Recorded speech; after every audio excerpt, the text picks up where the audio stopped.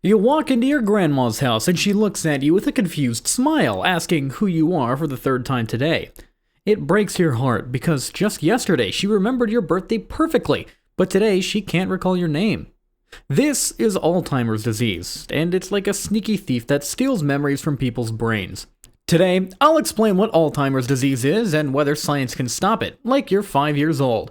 And by the end, you'll understand why some people forget things and what doctors are trying to do about it. Your brain is like the most amazing library in the world, but instead of books, it has memories stored everywhere.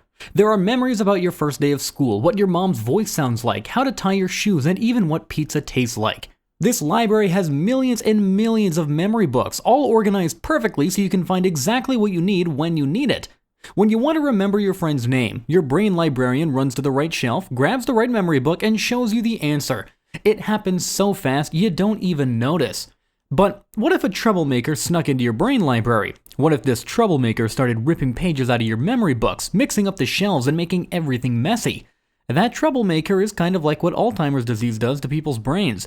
It doesn't happen all at once though. It starts very, very slowly, like a tiny ant eating through one page at a time. Alzheimer's disease is what doctors call it when someone's brain starts forgetting things because of these troublemakers. The troublemakers have scientific names that are pretty hard to say, but let's just call them sticky gunk and tangled strings. The sticky gunk is actually called amyloid plaques, and the tangled strings are called tangles. These two troublemakers work together to mess up the brain library.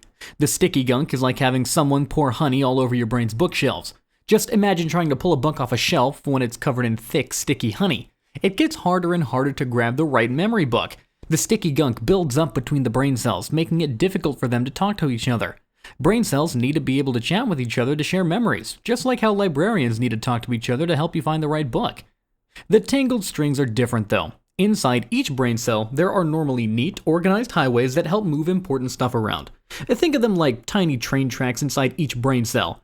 But in Alzheimer's disease, these train tracks get all twisted and tangled up, like someone took a bunch of spaghetti and mixed it all together. When the train tracks are tangled, the brain cell can't move important things where they need to go, and eventually the brain cell gets sick and dies. And when brain cells die, it's like losing entire sections of your memory library. First, maybe you lose the section about what you did yesterday. Then you might lose the section about people's names. Eventually, you might even lose the section about how to do simple things like brushing your teeth or getting dressed. It's really sad because the person is still there, but their memory library is getting smaller and smaller. Alzheimer's disease usually happens to older people, like grandparents. It's not because they did anything wrong or because they didn't eat their vegetables. Sometimes it's just what happens when people get older, kind of like how cars start having problems after they've been driven for many, many years. But not all old people get Alzheimer's disease. Some people keep their sharp memories their whole lives. Scientists think that there might be some reason why some people get Alzheimer's and others don't. Sometimes it just runs in families, like having the same color eyes as your parents. If your grandparents had Alzheimer's, then you might have a higher chance of getting it as well. But that doesn't mean that you definitely will. It's like how some families are tall and some families are short, but being in a tall family doesn't guarantee that you'll be the tallest person in your class. There are other things, though, that might make Alzheimer's more likely as well. Not exercising your body or your brain, not sleeping enough, eating lots of junk food, or being very stressed for a long time might make that sticky gunk and tangled strings more likely to show up. But even people who do everything right still get Alzheimer's disease. But it's not their fault. Here's a big question though. Can science stop this memory thief? Scientists and doctors all around the world are working super hard to try and figure this thing out. They're like detective superheroes trying to catch the troublemakers before they can mess up the brain library. One thing scientists are trying to do is make medicines that can clean up the sticky gunk. Imagine having a special soap that could wash away all that honey from the bookshelves in your brain library. Some medicines try to do exactly that. They go into the brain and try to dissolve the sticky gunk so that the brain cells can talk to each other again. It's kind of like sending tiny cleaning robots into your brain to tidy up the mess. Other scientists are working on medicines that can untangle the tangled strings. Remember those spaghetti-like train wrecks inside the brain cells? These medicines try to straighten them out so that the brain cell highways work properly again. It's like having tiny mechanics that can fix the train tracks inside each brain cell. But here's the tricky part. By the time someone notices that they're forgetting things, the troublemakers have already been working in their brain for years and years. It's like trying to fix a library after the troublemaker has already ripped up half the books. The damage is already done. And that's why scientists are also trying to find ways to catch Alzheimer's disease super early, before people even notice that they're forgetting things. Scientists have invented special machines that can take pictures of people's brains to look for the sticky gunk and tangled strings. It's kind of like having X-ray vision that can see inside someone's head to check if the troublemakers are there. If doctors can spot the troublemakers early, maybe they can stop them before they cause too much damage to the memory library. Some scientists think that the best way to fight Alzheimer's isn't just with medicine, but by keeping your brain and body healthy throughout your whole life. It's like maintaining your memory library so it stays strong and organized. Exercising your body helps keep blood flowing to your brain, bringing in all the right nutrients that it needs.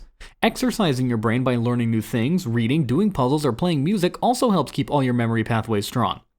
Eating healthy foods, especially ones with lots of colorful fruits and vegetables, might also help protect your brain from the troublemakers.